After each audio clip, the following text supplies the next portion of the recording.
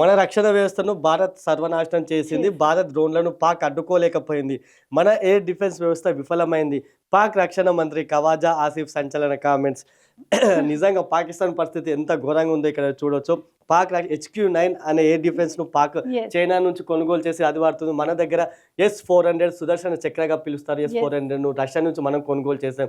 అది చైనా నుంచి కొనుగోలు చేసింది. మన ఎయిర్ డిఫెన్స్ వ్యవస్థ చూడొచ్చు. పాక్ నుంచి వందల మిసైళ్ళు, వందల డ్రోన్లు వచ్చినప్పటికీ కూడా ఒక్కటి కూడా ఆ ప్రజలపై కానీ ఆ టార్గెట్లపై పడకుండా గాలిలోనే వాటిని పేల్చేసిన పరిస్థితి మన ఎయిర్ డిఫెన్స్ వ్యవస్థ ఉంటే, అక్కడ మొత్తం HQ-9 ఒక్క డ్రోన్ మన భారత డ్రోన్లను అడ్డుకోలేకపోయింది.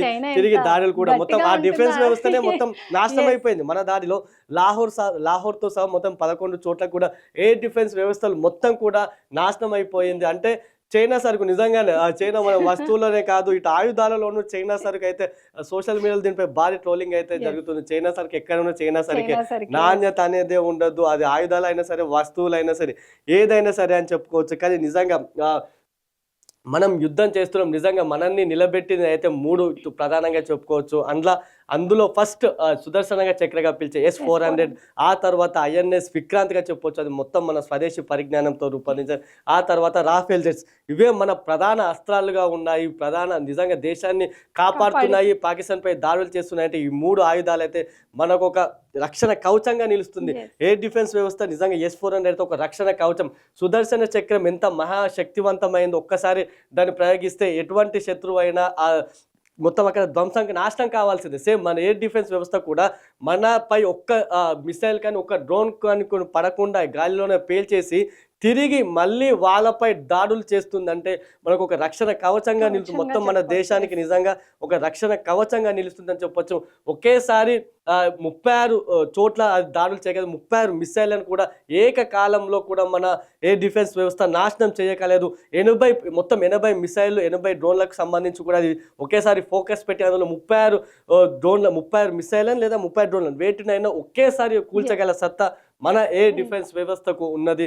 నిజంగా ఆల్రెడీ ఇప్పటికే 3 ఇది మనం రష్యా నుంచి ఒక ప్రత్యేకంగా మనం ఇక్కడ చెప్పుకోవచ్చు. మన ఎయిర్ డిఫెన్స్ వ్యవస్థ గురించి రష్యా నుంచి మనం దీన్ని కొనుగోలు చేసేటప్పుడు అమెరికా నుంచి తీవ్ర ఒత్తిడి వచ్చింది.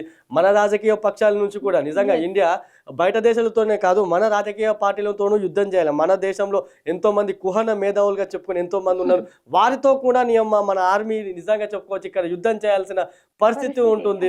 సేమ్ ఇది మన ఎప్పుడైతే S-400 మనం కొంటామని ప్రకటించామో అక్కడ అమెరికా నుంచి, ఎందుకంటే S-400 కొంటే భారత్ ఇక స్వతంత్రంగా ఉంటుంది, మనపై మనతో సహాయం లేకుండా ఉంటుందని అమెరికా భావించింది. ఆ నేపథ్యంలో నిజంగా ఎందుకంటే అమెరికా నుంచి వచ్చే దాడులను కూడా అడ్డుకునే సత్తా మన S-400కి ఉంది. కాబట్టి అమెరికా కొంత ఆందోళన వ్యక్తం చేసి మీరు కొనొద్దు, ఎట్టి పరిస్థితుల్లో కొనొద్దు, మేము కొంటే ఆంక్షలు విధిస్తామని చెప్పినా కూడా భారత్ ఎక్కడ తలొగ్గలేదు. మోడీ ప్రభుత్వం ఏదేమైనా సరే మేము కొంటామని చెప్పింది. ఆల్రెడీ ఒప్పందం ప్రకారమే 35,000 కోట్లకు పైగా దాన్ని వెచ్చించి కొన్నది.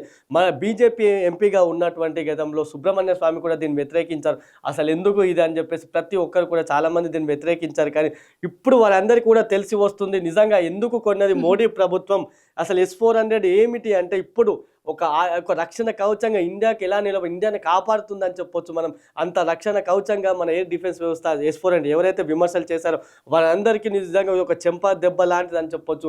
ఎందుకంటే ఇప్పుడు వారందరినీ కూడా ఎవరైతే వద్దన్నారో ఏదంటున్నారు మన దేశంలో ఉన్నవారు కావచ్చు వారిని కాపాడుతున్నది కూడా S-400. ఇప్పటికే లేకపోతే ఎన్నో మిసైళ్ళు మనపై ఎంతో నష్టం చేకూరేది, ఎన్నో మన ప్రాంతాలపై ఎన్నో మిసైళ్ళ దాడి జరిగేది, ఎన్నో డ్రోన్ల దాడి జరిగేది. కానీ వాటన్నింటిని కూడా గాలిలోనే పేల్స్తూ మనకు నిజంగా సుదర్శన చక్రం, ఒక సుదర్శనుడి చేతిలో చక్రం లాగా నిల్చుంది, మనకు ఒక అండగా నిలుస్తుంది అని చెప్పొచ్చు ఇక్కడ సుదర్శన చక్రాన్ని అయితే.